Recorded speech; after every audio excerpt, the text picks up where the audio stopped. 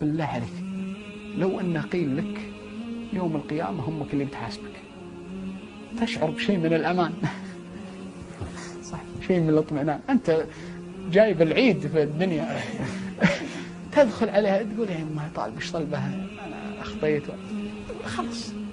لو أنك إن شاء الله مسوي أشد شيء تتصوره، الأم يعني قريبة جدا، نعم قريبة. فإذا قالوا لك حسابك يوم القيامة كمسلم عند أمك، شيء من الاطمئنان يختج، ولا لا؟ في أحد منكم يشك في هذا؟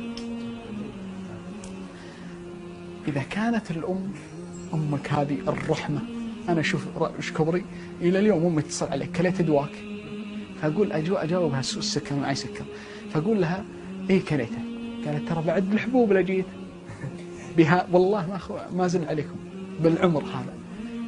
وترسل مثل خادمة تعد الحبوب كم نقص منها، أكل ولا ما أكل. إيش الرحمة هذه؟ أنا وش اللي أردت أن أصل إليه؟ ترى أمك أخذت جزء من رحمة واحدة وسعت كل الخلق، يعني كم نسبتها؟ لا شيء. 99 رحمة عند الله يوم القيامة خاصة لأهل الإيمان يوم القيامة. يا رب أنك تميتنا على الإيمان، يا الله يا رب أنك تميتنا على الإيمان والإسلام، عشان تعرفون ما يذخره الله لنا من العطاء والفضل والخير يوم القيامة، شيء ما تصور. فإذا كان هذا جزء واحد أمك تتعجب من رحمته، جزء لا 99 رحمة خاصة لأهل الإيمان.